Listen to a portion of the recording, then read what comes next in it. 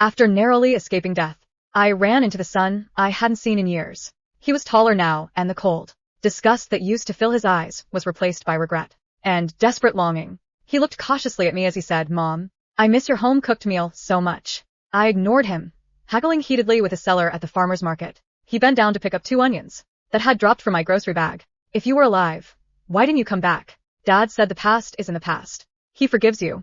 I let out an irritated click of my tongue, slapped 2 bills on the counter, and walked off. Suddenly, he yanked the hem of my shirt tightly. "Mom, are you abandoning us? Are you giving up on our family?" I didn't answer. Hearing him say mom was utterly grating to my ears. The moment they chose to save that other woman and leave me during that shipwreck, every last shred of my feelings for them had vanished. With a sharp tug, I yanked the hem of my shirt out of his grip. Grabbing my grocery bag, I kept walking, heading straight into the rundown heart of the neighborhood. Ben Hoffman, however, refused to give up.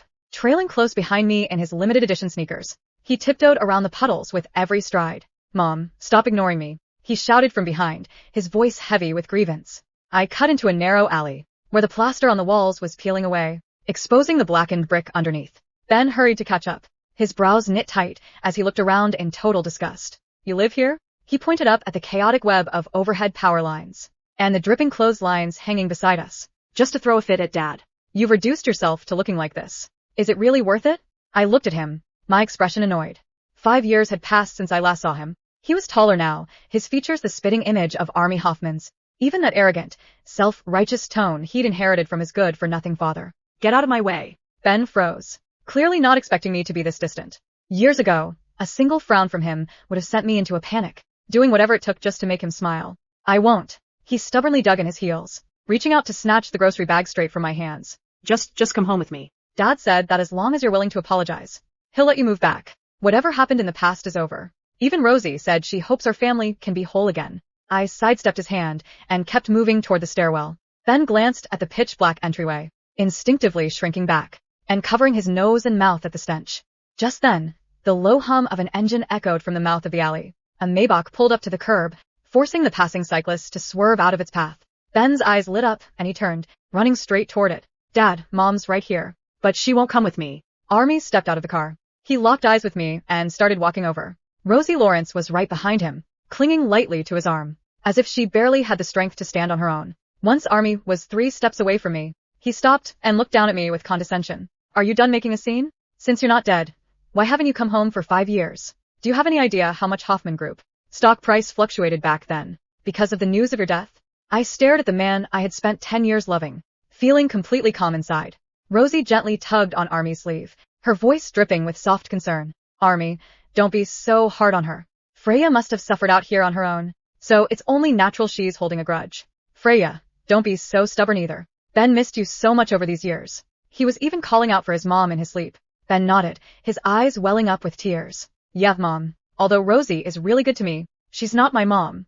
I still want you." I didn't respond, which made Army's frown deepen even more. "If you come back with me, right? Now behave yourself and take proper care of Rosie and Ben. I won't hold you accountable for faking your death and running away. The position of Mrs. Hoffman is still yours." I almost laughed out loud at the sheer ridiculousness of it all. To him, kicking me off the boat 5 years ago for his mistress was just a necessary evil. The fact that I had survived and hadn't crawled back to thank him made me ungrateful.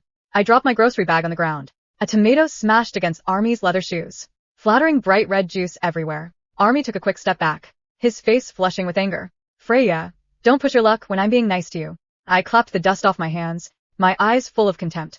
"Who gives a damn about being Mrs. Hoffman? Take your mistress and your precious son, and get the hell out of my sight right now. Trash isn't welcome here." Army's face instantly darkened in his memory. I was always meek, and submissive. Even back when he brought his mistress home, all I ever did was hide in the kitchen, silently wiping away tears before bringing out a lavish, home-cooked dinner.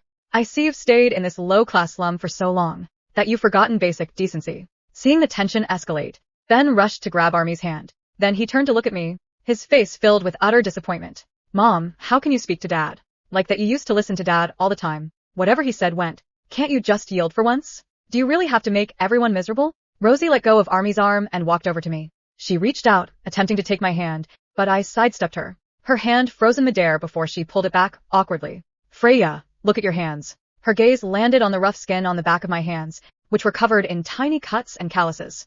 "You used to play the piano with these hands." You took better care of them than your own face. How did they end up like this? She covered her mouth, feigning deep sympathy for me. Living this way must be so hard, right? Having to penny pinch every single day over basic groceries. Even arguing with people for $2. Why put yourself through all this suffering? Army's sighs lingered on my hands for a second.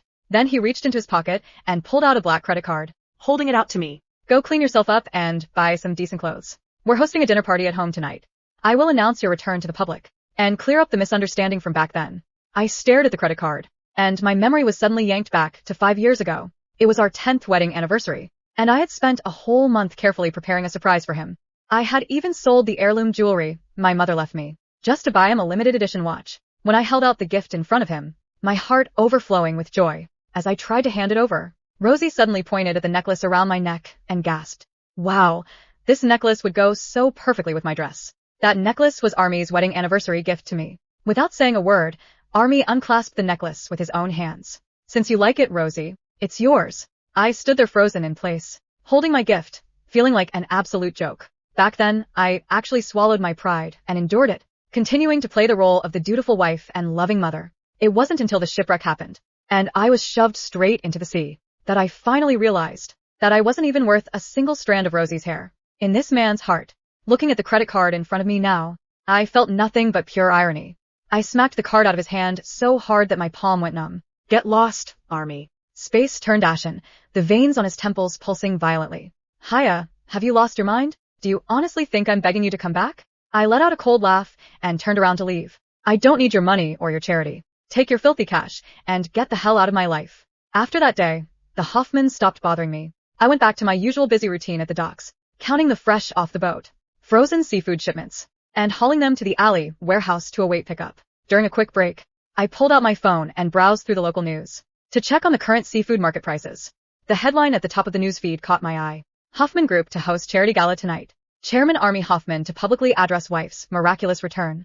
I almost laughed. He had already prepared a script for my life without even asking me. The article painted him as a grieving husband who had spent 5 years searching for his missing wife. It praised Rosie Lawrence for standing faithfully by the Hoffman family during their darkest days and described Ben as a child who had never stopped waiting for his mother. There wasn't a single mention of the shipwreck. Not one word about who had been left behind in the freezing ocean. I closed the article and checked the seafood prices instead. Bluefin tuna had gone up another 8%. That was much more useful information. Freya, Old Chin waved at me from across the warehouse. The buyer from Harbor Restaurant wants another 100 kilos. Can you deliver them yourself? No problem. I loaded the crates onto a battered tricycle and pedaled toward the restaurant. Compared to the glamorous life I once lived in the Hoffman mansion, this work was exhausting. By noon, my back ached. My palms burned. But every dollar I earned belonged to me. No one could take it away. As I finished unloading the final crate, the restaurant manager hurried outside. Miss Freya, wait. He ran over holding an envelope. The client specifically asked me to give this to you. I frowned. Who? He pointed toward a black Rolls-Royce parked across the street. The gentleman over there. The rear window slowly rolled down. Inside sat an elegant man in a charcoal suit. He looked to be in his early 30s, his features refined, his posture relaxed. Unlike Army's overbearing arrogance, this man simply watched quietly. Our eyes met. He gave a polite nod. I walked over. You know me? He smiled faintly. I should. You saved my life 5 years ago. My footsteps stopped. He continued calmly. The day of the shipwreck. You probably don't remember. I was trapped beneath a collapsed railing. You cut the ropes holding the debris, even though the ship was already sinking. I escaped. You disappeared. My memories slowly resurfaced. There had been too much chaos that day. People screaming. The ship tilting. Ice-cold seawater flooding every deck. I vaguely remembered helping a stranger before searching desperately for Ben. Then, Army had chosen Rosie, and someone had shoved me overboard. I remember now, I said quietly. It was nothing. He shook his head. To you maybe. To me, it was everything. He stepped out of the car and extended a business card. My name is Adrian Sinclair. I've been looking for you. I glanced at the card. Sinclair Shipping International. President. The largest seafood importer in the province. I've been buying seafood from this district for months, Adrian continued. I heard there was a woman here whose bookkeeping was perfect, who never cheated a fisherman out of a single cent, and who could identify the quality of frozen seafood with one glance. I didn't realize it was you until today. Old Chin suddenly rushed over, nearly tripping over himself. President Sinclair, his face turned pale. Had I known you were coming personally, I would've. Adrian raised a hand, stopping him. I'm here for Miss Freya. Old Chin stared at me in disbelief. You know President Sinclair? I do now, I answered. Adrian looked at me. I owe you my life. I also happen to need someone capable. If you're interested, I'd like to hire you. I can offer 3 times what you're making here. I'll also provide housing. Before I could answer, another familiar voice exploded across the street. Freya. A Maybach screeched to a stop so abruptly that its tires left black marks on the road. Army stormed out. Behind him, Rosie and Ben hurried after him. Army's eyes swept between Adrian and me before settling on the business card still in my hand. His expression immediately turned stormy. So this is why you refused to come home. You already found yourself another man. Rosie covered her mouth in mock shock. Freya. I never imagined. Ben stared at me in disbelief. Mom, you told me you didn't need anyone. So, why are you accepting gifts from another uncle? Adrian frowned. His calm expression disappeared. He looked directly at Army. Mr. Hoffman, I suggest you watch your words. Army sneered. This is a family matter. Adrian slipped one hand into his pocket. No, it's a harassment matter. Freya has already told you to leave her alone. If you continue bothering her, my legal team will be happy to explain the consequences. Army narrowed his eyes. And who exactly are you to interfere? Adrian answered without hesitation. The man whose life she saved. And unlike you, I don't forget the people who saved me. Army's face stiffened. The person who saved you? He looked at me as if he had just heard the world's biggest joke. Freya couldn't even swim. Adrian's gaze turned icy. Exactly. She couldn't swim. But she still went back into a sinking ship to pull a complete stranger free. He took one slow step forward. Tell me, Mr. Hoffman, if a woman who couldn't swim was found floating alone in the ocean after that disaster, where was her husband? Silence. The dock workers nearby had already stopped unloading cargo. Even the restaurant staff were pretending to wipe tables while shamelessly listening. Army's expression darkened. I don't need to explain my family's affairs to an outsider. You don't, Adrian replied evenly. But if you're going to slander Miss Freya in public, I won't ignore it. Rosie suddenly stepped forward, tears already welling in her eyes. President Sinclair, you've misunderstood. Army searched for Freya for years. We all thought she had died. She looked at me pitifully. Freya, please explain it to him. Don't let him misunderstand, Army. I couldn't help laughing. Rosie's expression froze. It was the first genuine laugh I'd had in years. You really haven't changed. Whenever you're cornered, you start crying. You let everyone else speak for you while pretending to be the kindest person in the room. Rosie's lips trembled. I wasn't. No. You never are. When you wanted my anniversary necklace, you only said it matched your dress. When you wanted my husband, you only said you admired him. When you wanted my son, you only said you wanted to help take care of him. You never ask. You just stand there looking innocent until someone gives you what belongs to someone else. Every word landed like a slap. Rosie's face gradually lost its color. Ben frowned. Mom, don't talk about Aunt Rosie like that. Aunt Rosie never stole anything. She's always been kind. I looked at the boy I'd carried for 10 months. The boy whose fevers I'd stayed awake through. The boy whose favorite lunches I'd memorized before he could even read. Now he looked at me as though I were the villain. I nodded. You're right. She didn't steal. Everything was handed to her willingly. Ben relaxed, thinking I'd admitted I was wrong. Then I continued. Your father gave her my jewelry, my bedroom, my position, my family, and, eventually, my son. Ben's face turned pale. For 5 years, I said calmly, who did you celebrate Mother's Day with? Ben opened his mouth. Nothing came out. Who attended your school events? Rosie. When you got sick, who stayed beside your bed?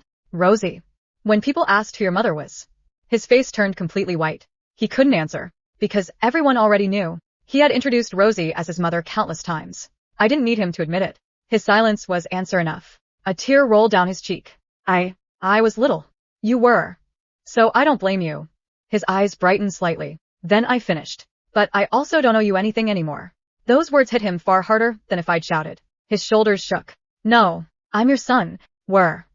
I corrected him gently. The day your father chose another woman over my life. I lost my husband. The day you chose to call that woman Mom, I lost my son. Ben stumbled backward as though someone had punched him. His face crumpled. No, I didn't mean it. I was just... He desperately reached toward me. I still love you.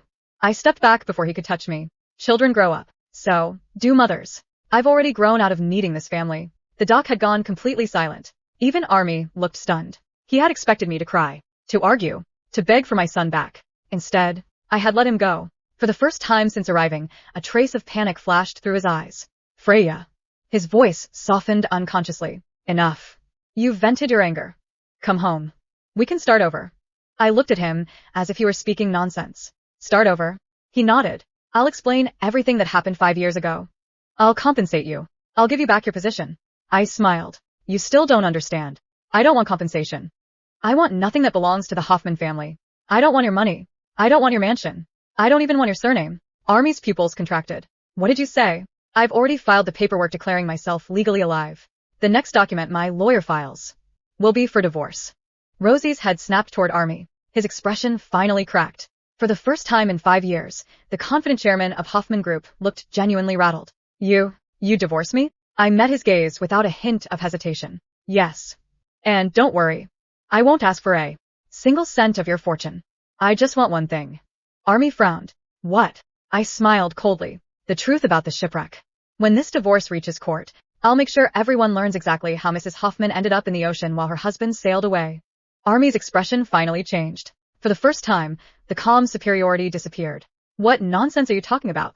The accident was investigated years ago. It was an unavoidable disaster. I laughed. Unavoidable. I looked him up and down with open disdain. The storm was unavoidable. The shipwreck was unavoidable. But you throwing your wife away like yesterday's garbage? That was a choice. The dock workers exchanged glances. Several had quietly taken out their phones. Rosie's eyes flickered. Freya, please don't twist the facts. No one pushed you. No one. I cut her off. You were screaming that you couldn't swim. You clung to Army's neck so tightly, he could barely move. You cried that you wanted to live. I smiled mockingly. Funny. I remember you swimming just fine when you were vacationing in the Maldives a year later.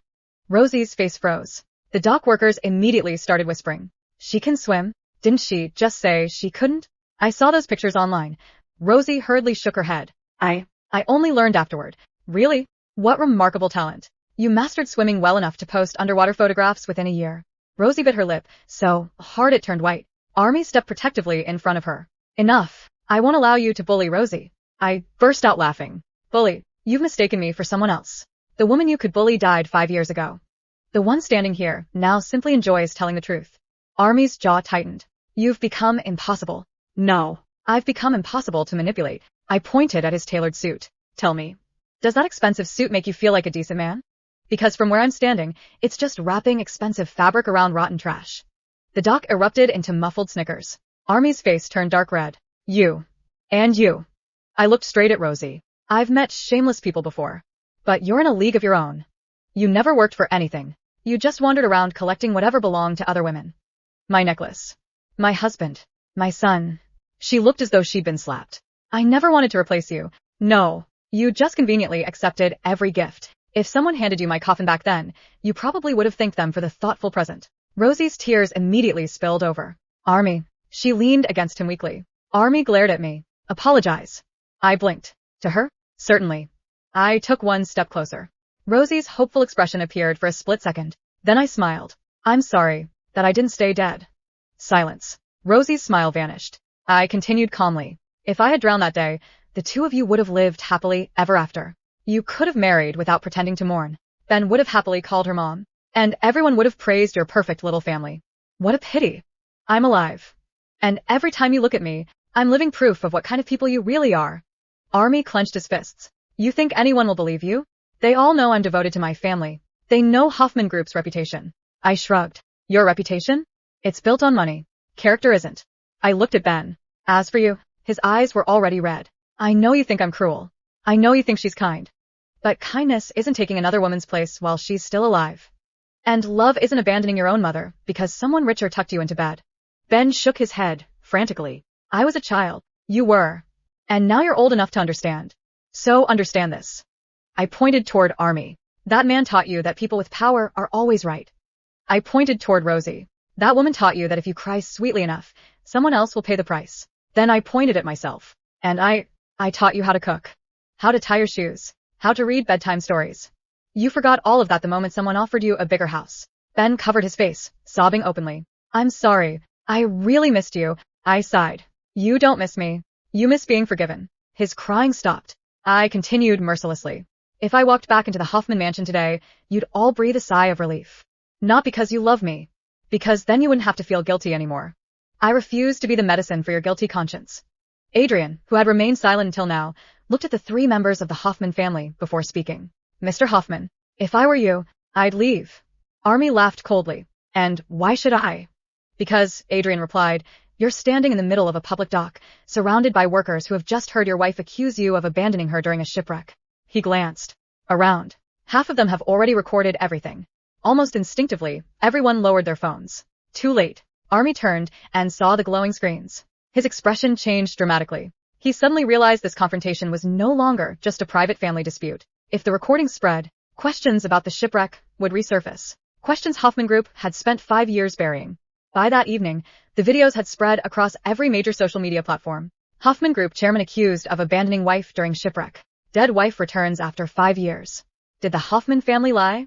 Public opinion exploded overnight. People dug up the old news reports and quickly noticed something strange. Every article from 5 years ago focused on Army mourning his wife. None explained how she had fallen into the sea while everyone else had been rescued. The Hoffman Group stock opened the next morning down nearly 10%. Investors flooded the company with questions. Army spent the entire day putting out fires while the board demanded answers. Meanwhile, I continued working at the docks as though nothing had happened. 3 days later, my lawyer called. Miss Freya, your divorce papers have been accepted. And someone anonymously sent us evidence. What evidence? Security footage from the cruise ship. I froze. The cameras weren't destroyed? Apparently not. One backup server survived. My grip tightened around the phone. What's on it? There are several clips. They don't show everything, but they clearly show Mr. Hoffman pulling Rosie onto the last rescue boat. And the footage also shows you reaching for Ben before someone shoved you backward. I can't identify who pushed you, but the video proves you were left behind. For the first time in 5 years, the truth finally had proof. The court hearing arrived much sooner than anyone expected. Army walked in surrounded by lawyers. Rosie wore a mask and sunglasses to avoid the reporters. Ben kept his head down the entire time. When the footage was played in court, the room fell silent. The screen showed Army dragging Rosie toward the lifeboat. It showed me shouting Ben's name. It showed my outstretched hand. Then, a violent shove. I disappeared into the ocean. The video ended. Army's lead attorney immediately stood. My client did not push his wife. He simply made an emergency decision during a disaster.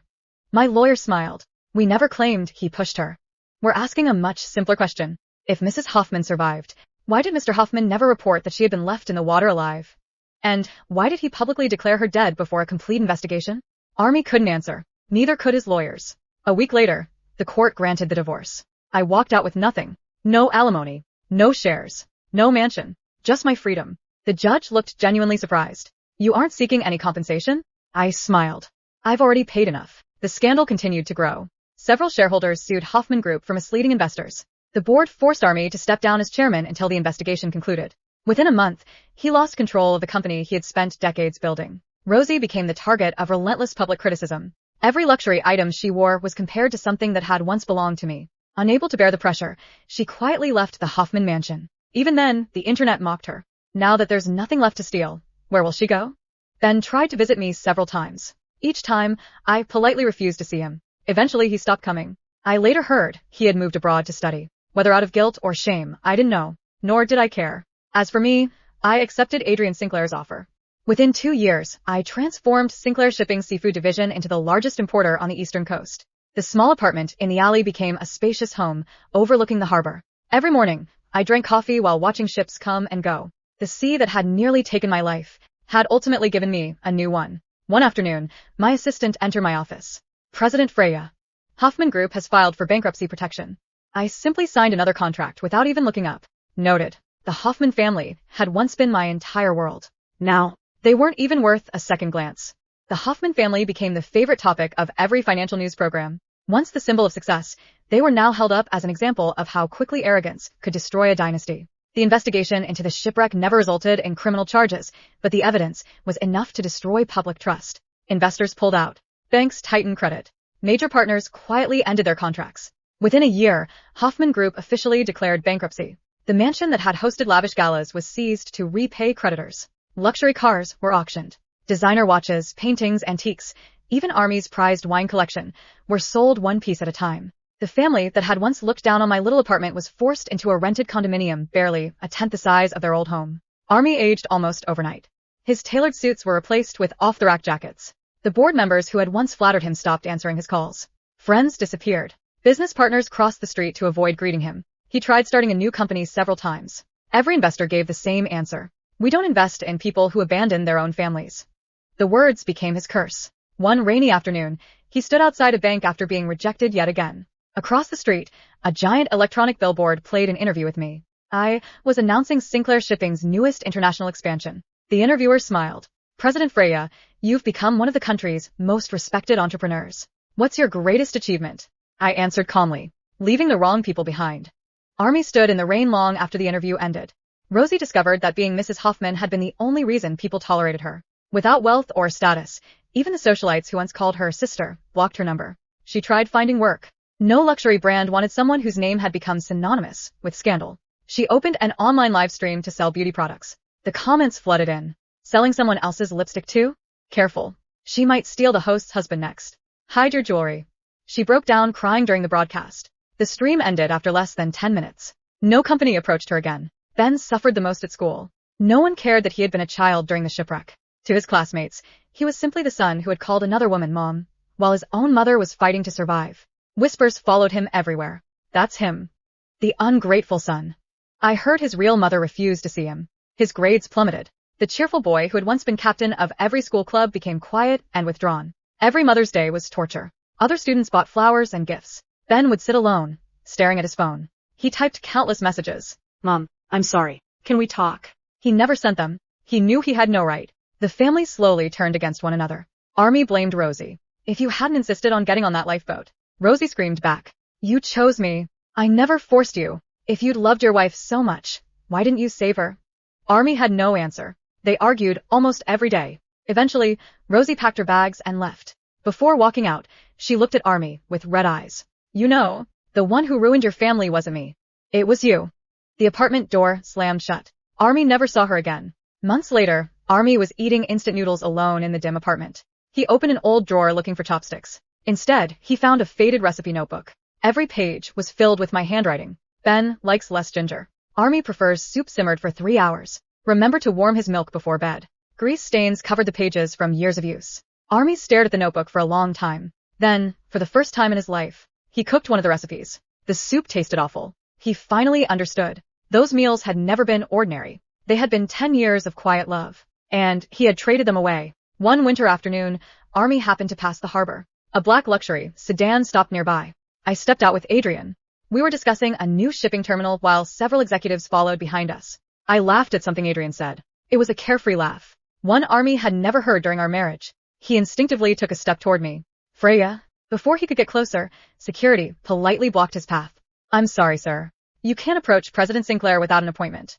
Army looked at me desperately. Freya. I just wanted to apologize. I paused, turned my head, looked at him for exactly 1 second. Then I said only 4 words. I accept your apology. Hope flashed across his face. Before he could speak again, I continued. But forgiveness isn't reconciliation. I've forgiven you for my own peace, not for your comfort. I turned and walked away without another glance. Army remained standing in the cold sea breeze until sunset, watching the woman who had once spent every day waiting